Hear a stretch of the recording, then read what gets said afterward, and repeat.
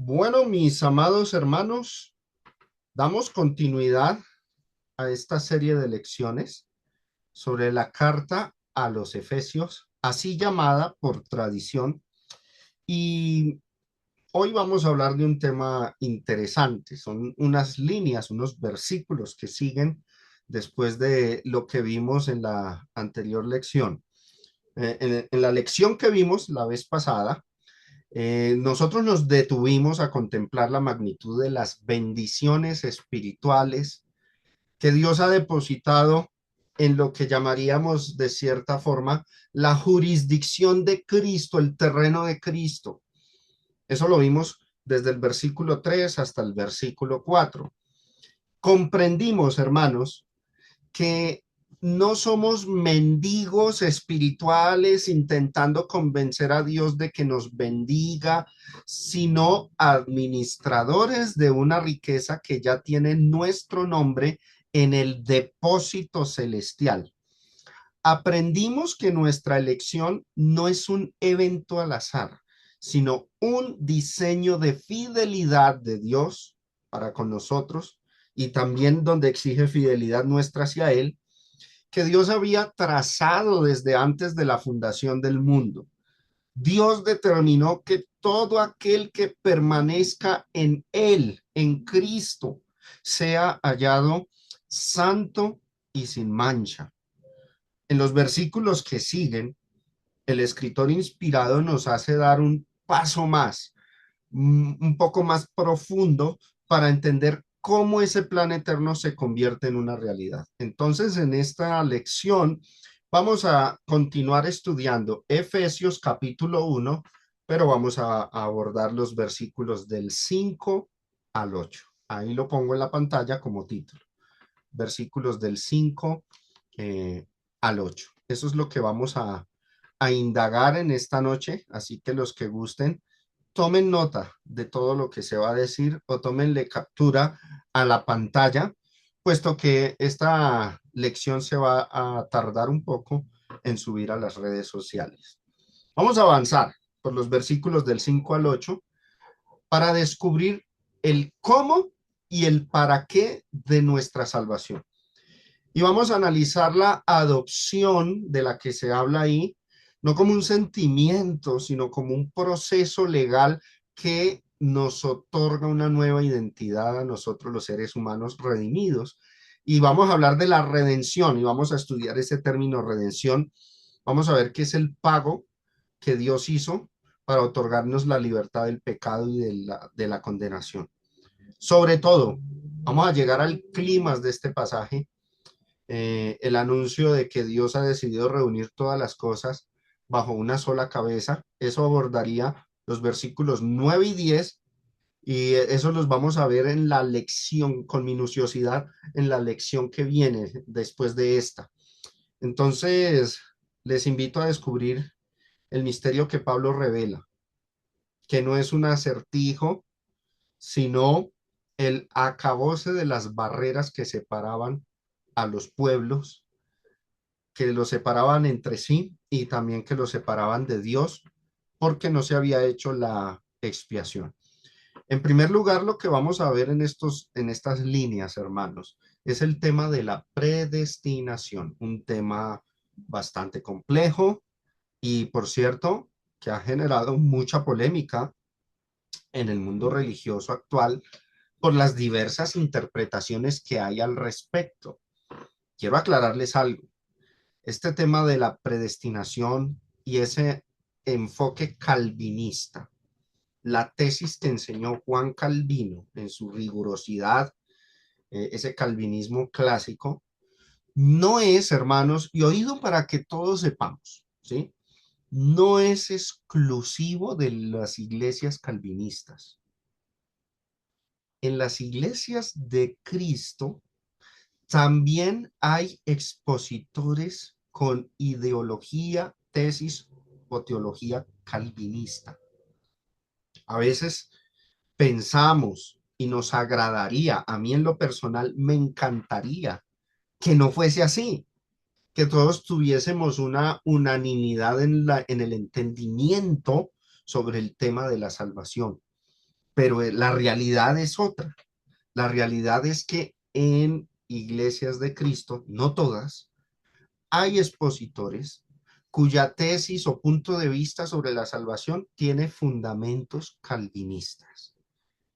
Ahora, yo quiero que ustedes no se predispongan contra el término calvinista solo porque suena así y porque hemos oído de pronto durante mucho tiempo que es un error, una falsa doctrina.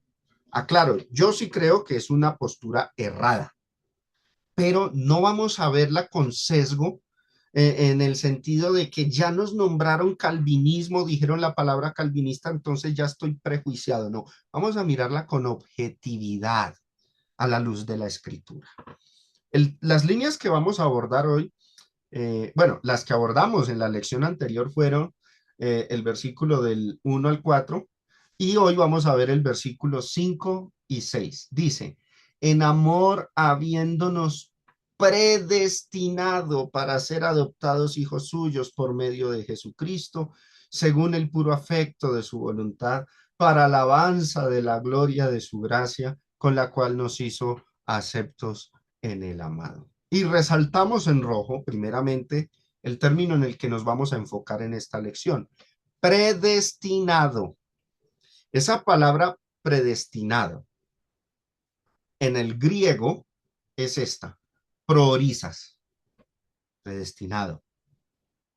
Debemos conocer el significado del término en su idioma original, por supuesto, para saber de qué trata ese término, esa palabra. Y voy a citar un léxico que se llama el Diccionario Conciso Griego-Español de Elsa Thames. Es un recurso digital que tengo en el software que tengo instalado en mi computadora que se llama Eastword. Y ahí está el número de la palabra griega para los que de pronto utilizan algún otro léxico o diccionario de idioma griego y quieren averiguar el significado de la palabra en sus léxicos o por internet. La nomenclatura de esa palabra priorizas es G4309. Y dice este léxico, dice así, decidir desde un principio o de antemano, predestinar, apartar desde un principio o anticipadamente. Detengámonos ahí. El término predestinar significa tomar una decisión de antemano, antes de que la acción se lleve a cabo, ya todo estaba decidido. Eso es lo que significa el término. Esto es importante saberlo, hermanos, para que cuando tengamos conversaciones, intercambios con personas cuya tesis o teología sea calvinista, no vayamos a cometer un disparate desconociendo el significado del término. Ahora, ¿qué sucede con la tesis calvinista? Ellos cuando leen estas líneas, en amor, habiéndonos predestinado para ser adoptados hijos suyos, ellos concluyen que Dios a las personas que iban a ser salvas, Él ya las había elegido de antemano antes de la fundación del mundo, para que cuando vinieran a la existencia, entonces resultaran siendo salvas porque Él de manera incondicional y arbitraria lo eligió así desde antes. Esa es la tesis calvinista. Entonces, para nosotros entender correctamente lo que Pablo quiere decir cuando usa la palabra predestinado, voy a usar unos ejemplos aquí, unas ilustraciones. Quiero hablar acerca de, imaginemos, hermanos, un arquitecto, un arquitecto que dibuja los planos de una casa antes de poner el primer ladrillo. Dios no eligió a las personas de manera arbitraria. Lo que hizo él fue diseñar de antemano un modelo. Memoricemos eso. Dios diseñó un modelo de persona que sería la que podría ser salva. Esto es importante que lo entendamos. Ahora, ese modelo se basó en la persona de Jesucristo. O sea, Dios antes de la fundación del mundo diseñó un prototipo de persona. Ese prototipo era Jesucristo. Y el carácter de Cristo, su manera de ser, su conducta, su fidelidad, es el modelo de conducta que Dios diseñó. O sea, Él dijo antes de la fundación del mundo, Él sabía que el mundo iba a pecar, Él sabía que el hombre y la mujer iban a pecar, que el mundo se iba a extraviar y hace un plan para salvarlos y determina que todos aquellos que imiten ese modelo que Él hizo antes de la fundación del mundo van a ser salvos. Con esto, así como lo estoy explicando, el libre albedrío de las personas no se ve afectado, porque a la final la responsabilidad quedaría reposando en que la persona imite a Jesucristo, el cual es el modelo que se predestinó desde antes. En cambio, en el calvinismo clásico, Dios no predestina un modelo, sino a las personas. Él decide quiénes se iban a salvar antes de que viniera su existencia. Y ese es el error calvinista. Entonces, la predestinación, hermanos, es el diseño previo de Dios para salvar a un grupo específico. ¿Quiénes? Aquellos que deciden ser fieles a Cristo. Entonces, por lo tanto, coloco ahí en la pantalla, los salvos son los que imitan y siguen a Cristo.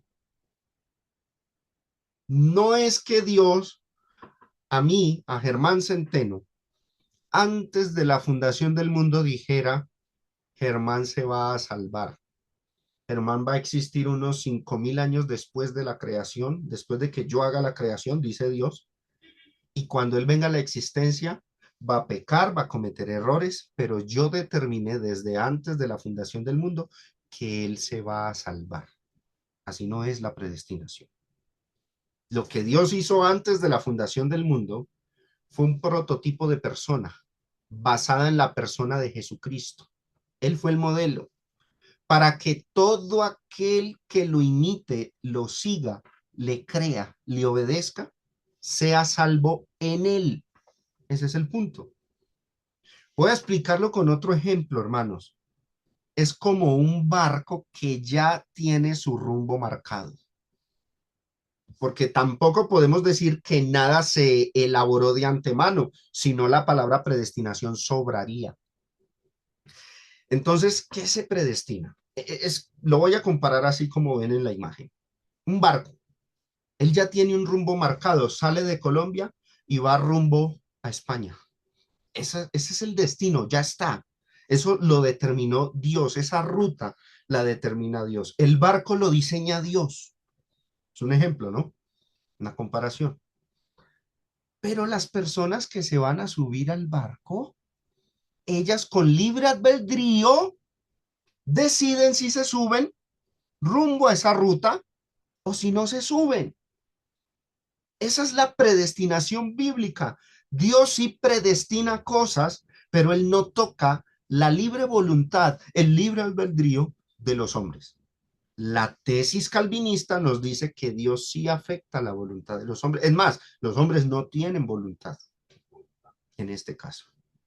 Dios no obliga a nadie a subirse ni a bajarse, pero sí determinó la ruta, el modelo de barco. Ya tiene un rumbo marcado. Él ha determinado que todo aquel que esté dentro de ese barco, y llamémosle, pongámosle nombre a ese barco, Jesucristo, va a llegar al destino. En el mapa que les pongo, en la imagen dice España, pero sabemos que el destino es el cielo. Entonces, mis hermanos, ahí estoy tratando de explicar mejor la predestinación bíblica, no la predestinación calvinista. Este diseño funciona mediante un proceso legal para que se lleve a cabo, ¿sí? Y es la adopción, lo voy a resaltar ahí. En amor, habiéndonos predestinado para ser adoptados hijos suyos. Ese término adopción en el idioma griego es huiotesia. En el mundo antiguo, la adopción, hermanos, era un contrato formal donde una persona recibía una identidad totalmente nueva y derechos de herencia que antes no tenía. Entonces, Dios predeterminó, predestinó que todo aquel que entre en pacto con él a través de Jesucristo fuera reconocido legalmente como su hijo. Eso es lo que dice el texto. Si aceptáramos la premisa del calvinismo clásico, que nos dice que Dios seleccionó a las personas de manera incondicional, absoluta, antes de la fundación del mundo, nos enfrentamos a un serio problema, hermanos, insalvable para esa tesis. ¿Saben cuál es el problema del calvinismo clásico? El episodio de la cruz. ¿Saben por qué? Ese es el talón de Aquiles. Si Dios ya determinó qué personas se iban a salvar antes de la fundación del mundo, ¿para qué vino Cristo a morir en la cruz? No era necesario que Él viniera y muriera en la cruz. ¿Cuál es el propósito real de la encarnación y la muerte y la resurrección de Cristo si Dios ya tenía determinado quiénes se iban a salvar antes de que Cristo viniera al mundo a morir por los pecados? En el calvinismo, la predestinación incondicional y arbitraria de Dios antes de la fundación del mundo hace que la obra de Jesucristo, su sufrimiento, su muerte, se reduzcan a algo sin valor, a una actuación escénica que no tuvo importancia en la salvación de los hombres. Entonces, ¿por qué requerir que el verbo se hiciera carne y experimentara la muerte si la salvación ya había sido decidida sin necesidad de su intervención mediadora? Si una elección incondicional se hizo milenios antes del sacrificio de Cristo, hermanos, la cruz, la cruz deja de ser el centro de la salvación para convertirse en una simple representación teatral de una decisión que ya había sido tomada de antemano. Pero no es así. La justicia divina exige que el sacrificio de Cristo, la Biblia lo señala como el medio de todo, el centro, la base de la salvación. Fue el medio real, verídico, palpable de la propiciación y perdón de los pecados. Este detalle que les estoy mencionando, mis hermanos, es el talón de Aquiles del calvinismo, el punto más débil de toda su teología. Ahora, la escritura, la Biblia, nos presenta la predestinación no como una lista de individuos elegidos arbitrariamente antes de la fundación del mundo, no. Y que luego, cuando vienen a la existencia en esta tierra, pese a lo que ellos hagan, iban a ser salvos porque Dios ya lo había determinado de manera incondicional y arbitraria. No, lo que Dios predestinó fue el medio de la salvación. Y quiero volver a citar Efesios capítulo 1, versículo 4, el verso anterior, para que lo tengamos ahí. La línea anterior, ¿sí? El versículo 4 dice, según nos escogió en él. Y esa frase es la que hay que resaltar siempre en una conversación. En él, antes de la fundación del mundo, para que fuésemos santos y sin mancha delante de él. Ese en él tiene que tener alguna importancia en esas líneas. Cristo, hermanos, es el modelo de persona por la cual los hombres que lo imiten serán salvos. ¿Nos escogió desde antes de la fundación del mundo? Sí, pero ¿cómo? En él, con base en su carácter, con base en su conducta. O sea, eso demanda de los seres humanos que lo imiten para poder ser escogidos o ser parte de esos escogidos. Nosotros no somos elegidos como personas de forma aislada en la eternidad pasada, sino que somos elegidos por creer y obedecer a la persona de Cristo. Es como decir, Dios predeterminó el carácter del ser humano que se salvará. Cristo fue su modelo. Y Dios estableció que todo aquel que esté en Cristo recibirá la herencia prometida. Va a ser beneficiario de la herencia. De esta manera, mis hermanos, la obra expiatoria de Cristo recibe valor. La cruz tiene peso, vale. De lo contrario, con otra tesis como la calvinista de una elección incondicional, la cruz pierde sentido, porque entonces la salvación no dependió de que Él viniera a morir por nosotros, sino de una elección ilusoria, imaginaria, que Dios hizo de los individuos de manera incondicional antes de la fundación del mundo. Entonces, nuestro Señor, hermanos y oyentes, no vino a cumplir un sacrificio para un grupo de individuos que ya estaban salvados desde antes de la fundación del mundo. No, Él vino para abrir la posibilidad real de salvación para todo aquel que en Él cree, para todo aquel que responda a su llamado y crea en su obra redentora. La predestinación bíblica consiste en que Dios, antes de la fundación del mundo, decretó que la salvación de las personas sería efectuada en la persona de Cristo como modelo. El propósito de ese diseño es que vivamos, ahora mire lo que dice ahí, ¿para qué hizo eso? Para alabanza de la gloria de su gracia.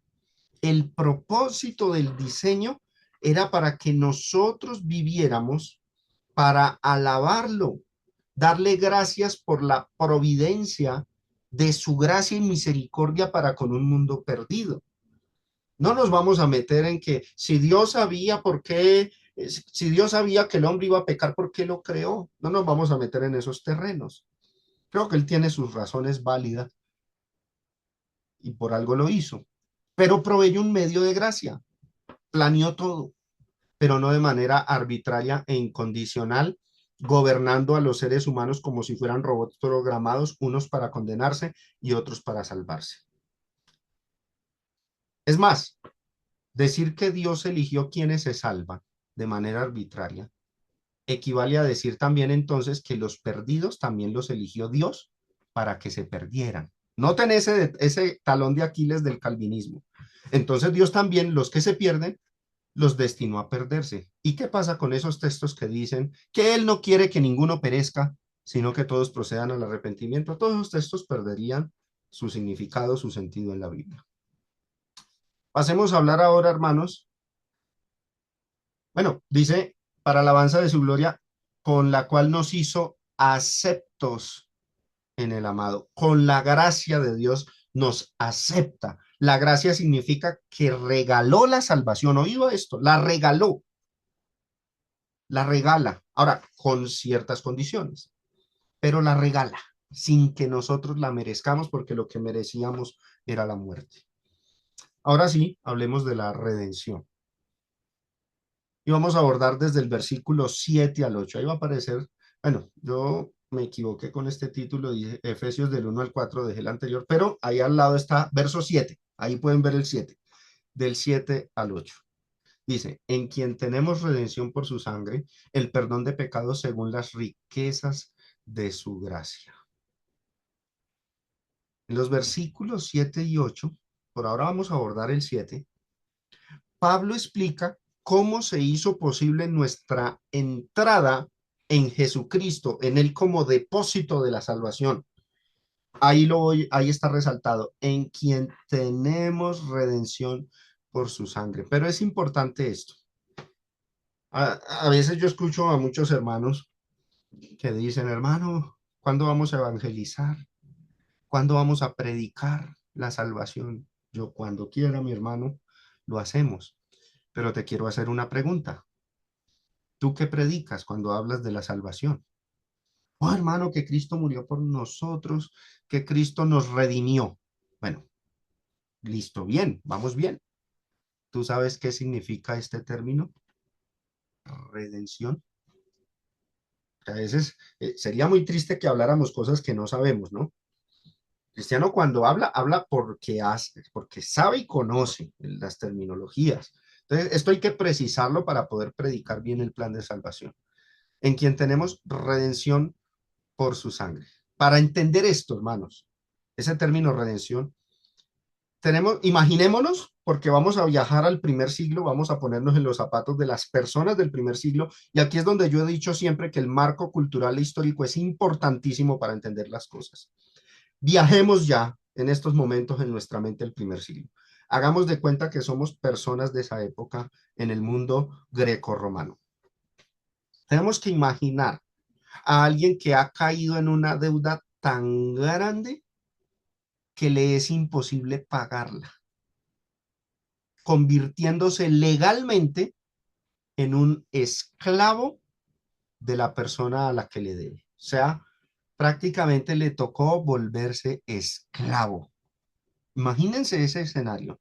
Debe tanto que le tocó volverse esclavo. Sabe que por muchos años que trabaje no podrá pagarle todo lo que le debe. Tiene que volverse esclavo de esa persona. En aquel mundo greco-romano donde la esclavitud existía, se convirtió en esclavo. Ahí es donde tiene sentido, hermanos, bajo ese contexto, toma sentido el término redención, porque en el griego, redención es esta palabra, apolitrosis, y se refiere precisamente al pago que se hace por un rescate para liberar a un esclavo o a un prisionero de guerra. Eso es lo que significa el término redimir. Pagar el rescate, pagar la libertad de la esclavitud o pagar la libertad de un prisionero de guerra que está en la cárcel. Es más, vamos al significado del término. Cito el diccionario bíblico, la palabra que define el término así. Dice, redimir significa rescatar a alguien de la esclavitud.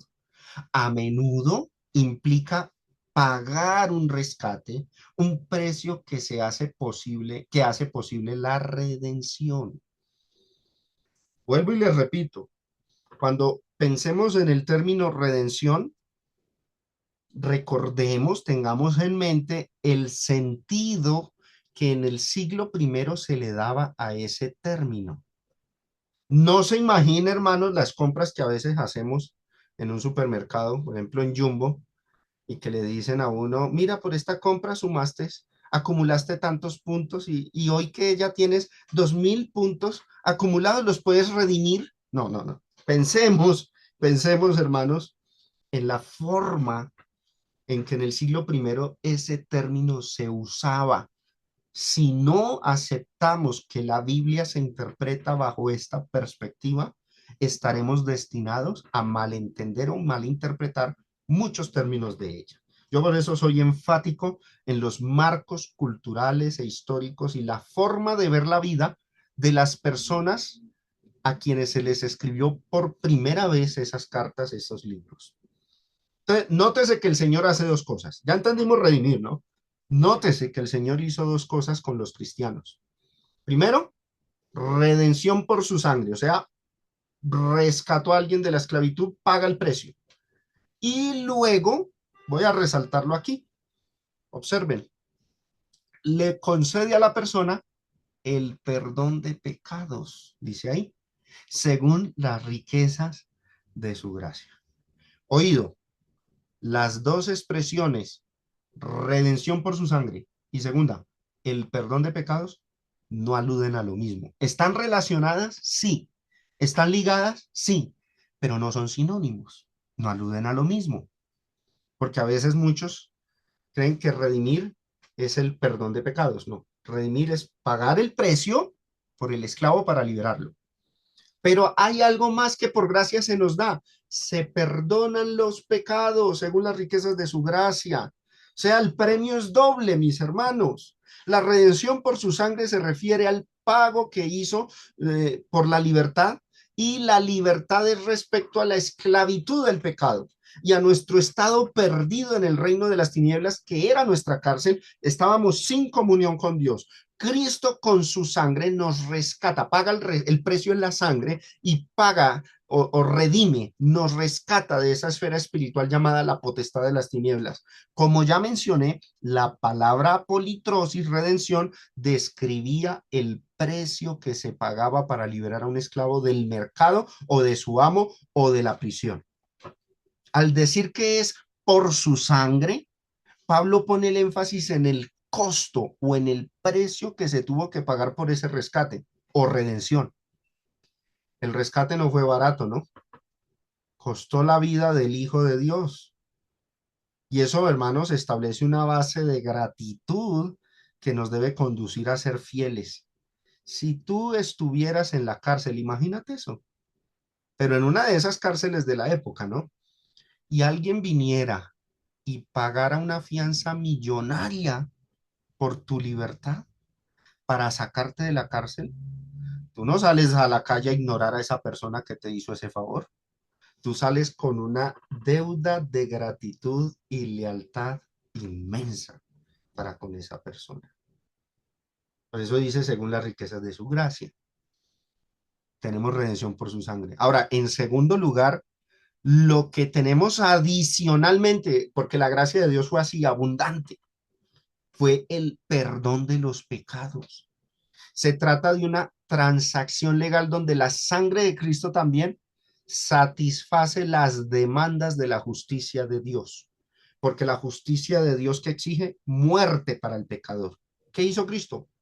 Paga esa deuda en mi lugar. De manera que nuestras deudas o pecados quedaron totalmente saldados ante Dios y ya no debemos nada, ya quedamos sin pecados. Ahora, hasta aquí estamos entendiendo la redención en Cristo, ¿no? Pero hay algo importante que quiero aclarar. Vamos aquí a abordar algunos detalles interesantes. Y quiero poner por premisa dos errores doctrinales que suelen ocurrir. En el calvinismo, ellos interpretan estas líneas sobre el perdón del pecado y la redención por su sangre de una forma absoluta. O sea, la persona es salva cuando todo esto se cumple. Las personas son salvas por solamente tener fe. Pero de ahí en adelante, el resto de vida, si pecan, si viven desordenadamente, no pasa nada. Porque ellos tienen una tesis que dice, salvo, siempre salvo. O sea, ya Cristo pagó la deuda, ya Cristo hizo lo que tenía que hacer, ya te rescató, tú siempre serás salvo de ahora en adelante. Esa es la postura calvinista clásica. Pero hay otra postura que es, diría yo, hasta peor. Y lastimosamente la he escuchado dentro de expositores en las iglesias de Cristo. Y es que, aunque todo esto haya ocurrido, aunque te hayas bautizado, todavía no eres salvo. Tienes que seguir luchando porque todavía no tienes la salvación. Eso se logra en la segunda venida de Cristo en el día final.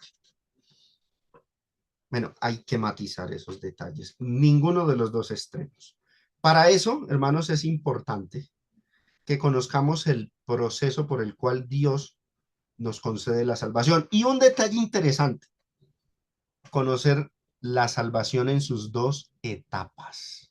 Oído. Y lo vamos a llamar aquí como salvación inicial. La redención en Cristo, hablemos de esto. Primeramente, ¿qué ocurre? ¿Cómo es el asunto? Bueno, la redención en Cristo es así. Primero, la persona, ¿cómo está?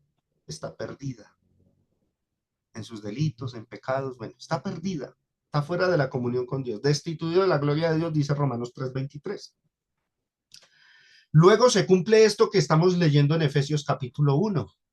Vino Cristo y hace el acto de misericordia, de gracia, por el cual nos concede la posibilidad de ser perdonados y ser salvos. Y entonces la persona atraviesa por un proceso de justificación. ¿Oído esto? Y cuando pasa ese proceso y lo cumple, entonces se le concede lo que en teología llamamos salvación inicial. Oído, salvación inicial. Entonces, miremos en la primera parte, la primera columna, la persona perdida. ¿Cómo estaba esa persona? Según lo que estamos leyendo nosotros, entendiendo el término redimir, esa persona estaba en esclavitud. ¿Cómo estaba? Estaba en tinieblas. ¿Cómo estaba? ¿Qué más tenía? Con deudas de pecado. Así estábamos todos. Pero luego llegó el proceso de justificación. ¿Cómo es ese proceso? Bueno, esto ya lo sabemos nosotros de hace mucho tiempo, ¿no? La persona que está en proceso de justificación, lo primero que hace es oír el evangelio. Escucha el mensaje. Lo escucha, lo entiende y ¿qué hace luego? Comprende que Jesucristo es el único medio de redención y cree. Nota en el proceso, cree. Pero este creer es en eso, hermanos. Presten mucha atención. Comprender que Jesucristo es el único medio de redención, entendiendo también qué es redimir. Y entonces la persona cree en eso. Porque es que lastimosamente muchos han llegado a al paso final, el bautismo, diciendo yo creí. ¿Y qué creyó, hermano? Usted cuando bautizó, ¿qué creyó? Ah, yo creí que no había que dar diezmos porque a mí me dijeron que el diezmo quedó abolido. Ah, yo creí que no había que guardar el sábado porque me enseñaron que el sábado quedó abolido. ¿Qué más creyó? Yo creí que no hay que usar instrumentos musicales. ¿Qué más creyó? Yo creí en esto y en aquello, pero no cree lo que debe creer, que es dentro del plan de salvación. O sea, ¿qué es lo que debe creer para ser salvo? Hermanos, para ser salvos no tenemos que creer que el diezmo quedó abolido. Creerlo o no creer eso no salva. No tenemos que creer que el sábado quedó abolido. No tenemos que creer en nada de los temas doctrinales secundarios. Lo que tenemos que creer y comprender, porque este creer es con raciocinio, es que Jesucristo fue el único medio, es todavía el único medio de redención. Y tengo que entender qué es la redención, que Él es el único que puede pagar el rescate por mi condición perdida en esclavitud, en tinieblas, deudas con pecado. Él es. Y si yo creo firmemente eso en mi corazón, entonces viene el otro proceso que es arrepentirnos. ¿Nos arrepentimos de qué? De haber estado en la columna uno, una persona perdida.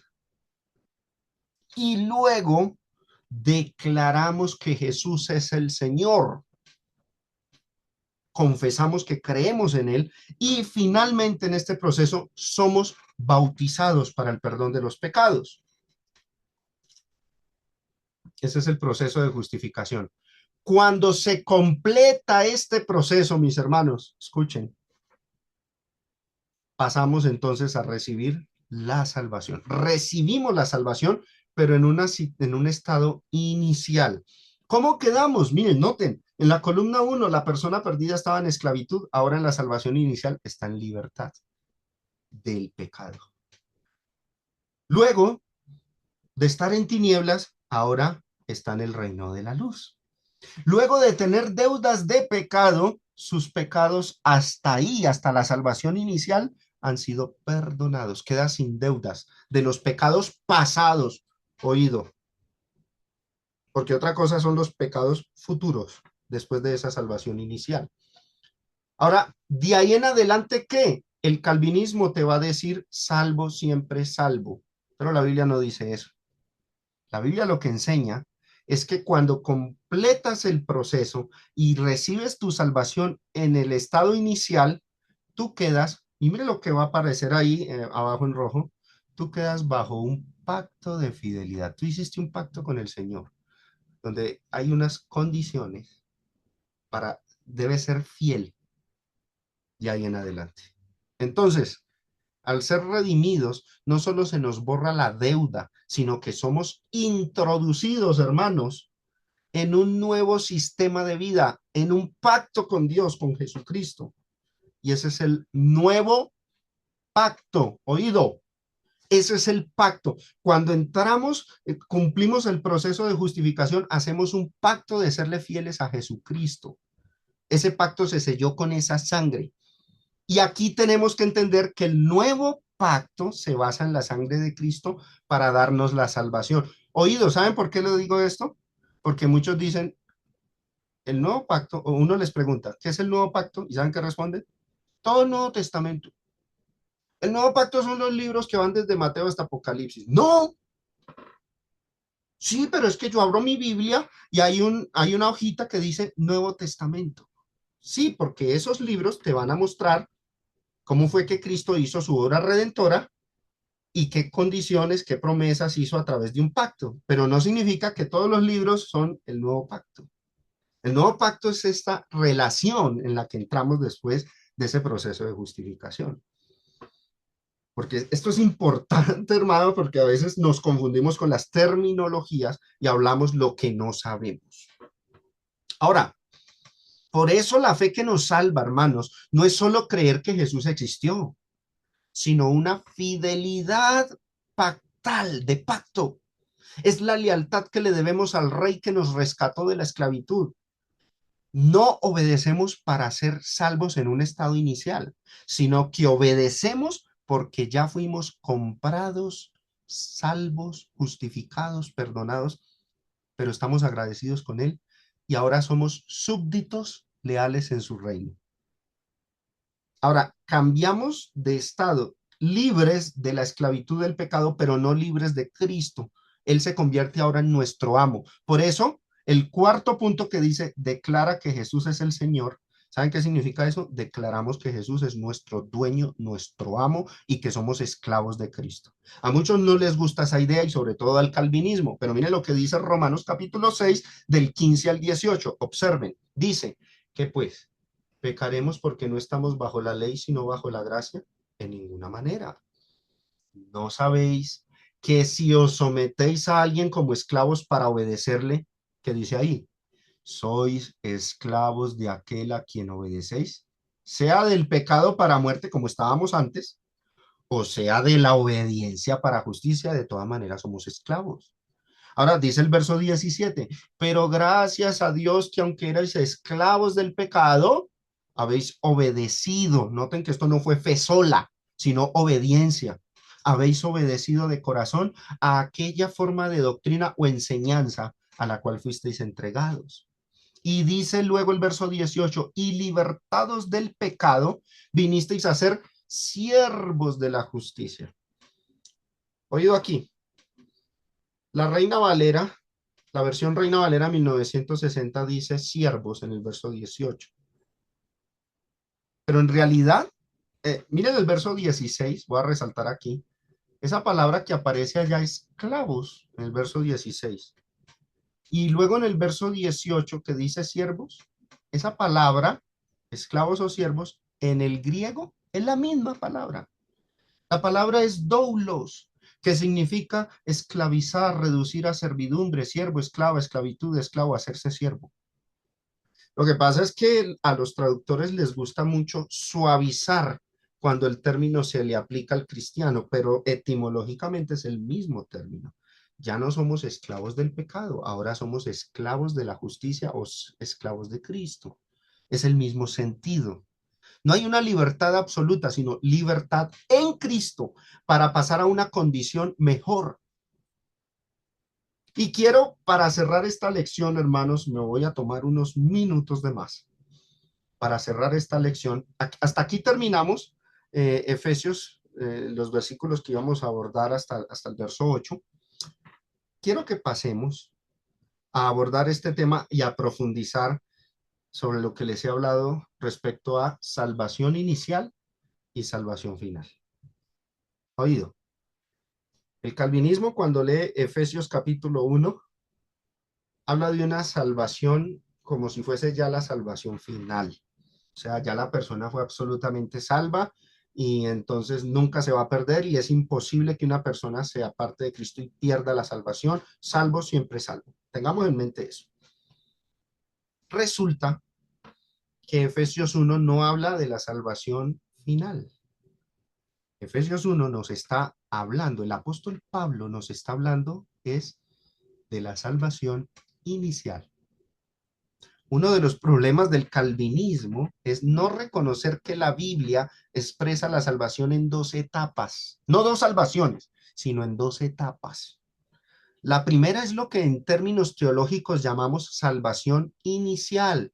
Esta salvación es la que está describiendo Pablo en estas líneas en el capítulo 1. Dios diseñó un plan de salvación antes de la fundación del mundo. Cristo ejecutó ese plan. Él es el modelo. Ahora es posible que mediante la fe en Jesucristo todos los seres humanos podamos entrar en comunión con Dios.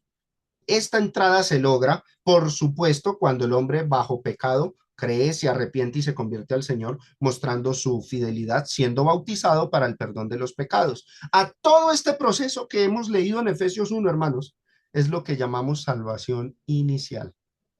Y esta salvación inicial está ligada a la predicación del Evangelio. Oído, viene como primer fruto de la predicación del Evangelio. Noten los términos con que Jesús la menciona. Marcos 16, del 15 al 16. Por eso los textos hay que leerlos siempre dentro del contexto. Verso 15, ¿qué está mandando Jesús? Y les dijo, id por todo el mundo y ¿qué? Predicad el evangelio a toda criatura. ¿Qué es el evangelio? El mensaje de que Cristo redime, de que Él es el medio de salvación, Él es el modelo. Predique ese evangelio a toda criatura. Y luego, ¿qué dice el Señor? El que creyere y fuere bautizado, resultado, será salvo. Cuando haga esas dos cosas, es salvo. Ahí recibió ¿qué? La salvación inicial, no la final. Empezó a ser salvo, pero debe vivir de ahí en adelante guardando y cuidando de esa salvación. Más el que no creyere será condenado.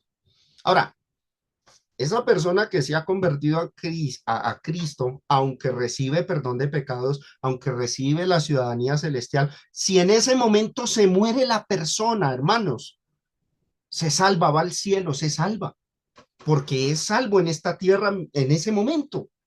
O sea, no podemos negar que ya tenemos la salvación. Esto es importante porque es que algunos por ahí, como no comprenden lo de salvación inicial y salvación final, y como ven textos que dicen que la salvación final es cuando venga el juicio y cuando estemos ante el trono, dicen entonces y concluyen y dan sermones diciendo que entonces todavía no somos salvos. Sí somos salvos, en un estado inicial. Pero, hermanos, hay que permanecer fieles para lograr al final la plenitud de esa salvación, la plena salvación. Entonces, con la salvación final, y vamos a hablar de esto, nos referimos a ese momento preciso donde el cristiano triunfa sobre todo posible riesgo de perder su salvación, porque es que mientras estamos pisando esta tierra, hermanos, hay riesgo de perder la salvación. Y eso se hace posible, fijo, ¿saben cuándo? En la muerte, cuando el cristiano muere. Lo voy a mostrar con textos bíblicos. Apocalipsis 2:10 dice, no temas en nada de lo que vas a padecer. He aquí el diablo echará a alguno de vosotros en la cárcel para que seáis probados y tendréis tribulación por 10 días. Sé fiel hasta dónde? Hasta la muerte. ¿Y qué pasa luego? Y yo te daré la corona de la vida. Observen lo que dijo Pablo a los Filipenses capítulo 1 verso 21, porque para mí el vivir es ¿qué? Es ser fiel a Cristo, es Cristo, Cristo es su vida, debe ser fiel a Él. Y ya cuando muere, gana. El morir es ganancia. Logra finalmente toda su salvación en su plenitud. Miren lo que dijo en segunda de Timoteo, capítulo... bueno, omití este texto por tiempo. Salvación inicial, hermanos. Salvación inicial. Para los calvinistas, las terminologías teológicas de salvación inicial y salvación final, a ellos les suena a sofismas, a argumentos engañosos, pero estas terminologías, hermanos, aunque son teológicas y no están literalmente en la Biblia, nacen de la Biblia. Y quiero recordarles que no necesitamos que todo término o palabra esté en la Biblia para poder creer. Nosotros usamos términos como Trinidad y eso no está en la Biblia. La misma palabra Biblia no está en la Biblia, pero son términos teológicos que se ajustan y expresan realidades bíblicas. Entonces, cuando hablamos de salvación inicial y salvación final, no hablamos de dos salvaciones, sino de dos etapas de esa salvación. Y que la Biblia la enseña, por supuesto, y se las voy a mostrar. Vamos a Mateo capítulo 18, del 23 al 27. La parábola de los dos deudores. Y quiero mostrarles que ahí se expresa de manera implícita la salvación inicial y la salvación final. Miren lo que dijo el Señor. Verso 23. Por lo cual, y observen lo que resalto, el reino de los cielos, ya habla del reino, es semejante a qué? A un rey. Y sabemos quién es ese rey, Jesucristo, que quiso hacer cuentas con sus siervos. Y comenzando a hacer cuentas, le fue presentado uno que le debía 10,000 talentos. Esto representa a la persona que le debe pecados o que tiene pecados delante de Dios. Y mire lo que dice luego, a este, como no pudo pagar, y es que ninguno de nosotros podemos pagar la deuda del pecado, hermanos, ordenó su señor venderle y a su mujer e hijos y todo lo que tenía para que se le pagase la deuda. Lo iba a vender como esclavo. Pero ¿qué pasa? Verso 26. Entonces aquel siervo postrado le suplicaba diciendo, Señor, ten paciencia conmigo y yo te lo pagaré todo. Esto representa a aquella persona que pide perdón a Dios, que busca su gracia y que reconoce sus pecados y sus deudas. ¿Qué sucede? Verso 27, observen. El Señor de aquel siervo, movido a misericordia, ¿qué hace? Le soltó y le perdonó la deuda. Hermanos, ahí tenemos la salvación inicial. Cuando tú te arrepientes, tú te postras ante el Señor, crees, te arrepientes, te bautizas para el perdón de tus pecados. ¿Qué hace el Señor? Movido a misericordia, perdona la deuda. En Cristo recibimos la salvación inicial. Pero oído, de ahí en adelante, ¿qué? Mire lo que sigue relatando, porque vamos a la salvación final. Mateo 18, continuamos ahora desde el 28 al 35, el relato continúa. Pero saliendo aquel siervo, halló a uno de sus consiervos que le debía 100 denarios y haciendo de él le ahogaba diciendo, págame lo que me debes. Entonces su consiervo postrándose a sus pies le rogaba diciendo, ten paciencia conmigo y yo te lo pagaré todo. Pero ¿qué hace este hombre que debía, al que el Señor le perdonó? ¿Qué hace? Mas él no quiso. O sea, después de su perdón, después de su salvación inicial, no fue bueno, no guardó, no guardó el camino de Cristo. Él no quiso, sino que fue y ese sí le echó en la cárcel hasta que pagase la deuda. Viendo sus consiervos lo que pasaba, se entristecieron mucho y fueron y refirieron a quién, al rey, al Señor, todo lo que había pasado. Entonces, llamándole su Señor, le dijo, siervo malvado, miren, la salvación inicial, toda aquella deuda te perdoné porque me rogaste. O sea, esa persona sí había recibido ¿qué? La salvación o el perdón. Pero ¿qué tenía que hacer después? Ser fiel a Dios. Y no solamente fiel a unos mandamientos rituales, sino desarrollar el carácter de Cristo, volverse misericordioso, porque recuerden que la salvación es en Él, en Cristo, en su carácter. Hoy día muchos están pensando que porque van fielmente al culto y guardan rituales, entonces serán salvos. No, es por desarrollar el carácter. Y aquí el Señor resalta un aspecto del carácter suyo que es la misericordia. Mire lo que le dice en el verso 33. No debías, un deber moral, no debías tú también tener misericordia de tu consiervo como yo tuve misericordia de ti. Entonces su señor enojado le entregó a los verdugos hasta que pagase todo lo que debía. O sea, su salvación la perdió. Y remata diciendo con el verso 35, así también mi Padre Celestial hará con vosotros, o sea, con nosotros los que creemos en Cristo, si no perdonamos de todo corazón cada uno a su hermano sus ofensas. ¿Notan cómo Jesús describe en esta parábola una persona que puede recibir el perdón al inicio, pero perder la salvación al final? Ahí está, hermanos, un texto que demuestra la salvación inicial y la salvación final.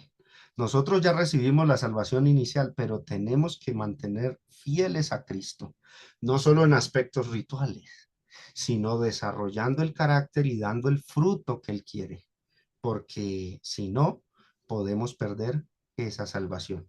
Y yo veo a muchos por ahí creyendo que porque son muy fieles a rituales y a cultos y a cuestiones elementales, que no digo que no sean importantes, creen que con eso lograron todo. No, Señor. Cuando el Señor llame a cuentas a cada uno de nosotros, Él nos va a pedir esos frutos de carácter. Aquí a este hombre le pidió, usted tenía que ser misericordioso y no lo fue. Y por eso pierde la salvación. Culminamos.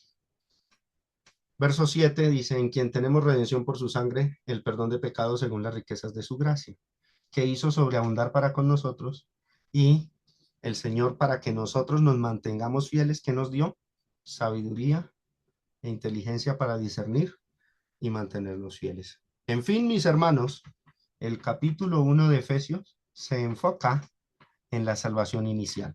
El calvinismo utiliza mal Efesios capítulo 1 hablando como si fuese la salvación final, y no es así.